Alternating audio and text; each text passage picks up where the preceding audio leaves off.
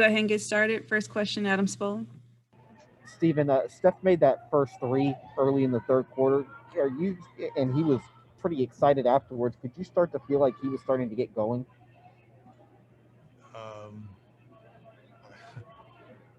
I know it. I know him very well, obviously, and I know that he can get hot on any shot. So him seeing it go in is not a good thing for the opponents. And I didn't notice anything but the shot going in. And then he got hot in the third quarter. And he's done it to a lot of teams. But I think the lack of perimeter depth for our group makes it hard, especially against a super talented guard like him. Is that one of those things where you can feel not just the physical fatigue, but the mental fatigue kind of kick in with having to keep up with him? Yeah, I kind of told the team, it seemed like we had very good energy, good pop, rotating around, playing through mistakes and that in the first half. And in the second half, it seemed like we were a step slow, maybe a little tired. I don't know what it was, but I think, when Steph got going, the dejection and the kind of putting your head down after he makes some of those shots can be a part of that, yes. Jonathan Fagan. This might be more of what you're referring to, but the last 3 minutes of the first half after you took the largest lead and then the first 7-8 of the second half, almost everything was three-pointers. What was that just good shots you take them, or were there things offensively that you would have rather been done?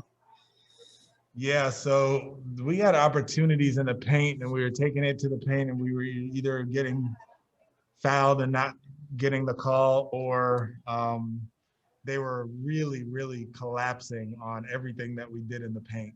So I think you might have noticed, like when Christian would catch in the paint, they would have their whole defense would be in the paint, or when Jae'Sean would catch it, like towards the left side, low block, they would just have a bunch of guys going into the paint and forcing us to shoot. And we started off, I believe we started off 5 for 11 from three. That makes us go 4 for 31 after that. And we see that a lot. That's the game plan of a lot of teams, is to, as the ball gets in the paint, take away our paint opportunities and force us to shoot threes. And the Milwaukee game, we made 25 of them, and tonight we only made 9. So yeah, that's we see that a bunch, and we want to attack the paint as much as possible, but some teams make it hard. Zach Allen. Hey, Coach, what was that conversation like between you and Steph Curry? And how proud of him to see him do the things he's doing in today's game? And is he a generational player? And do you think you ever see a guy like Steph Curry ever in your life? That's hard to say. I mean, I don't know the answer to this, to that part. If I'll ever see anybody like him, he's special. I mean, he's super special. He's a special person. He's a special player.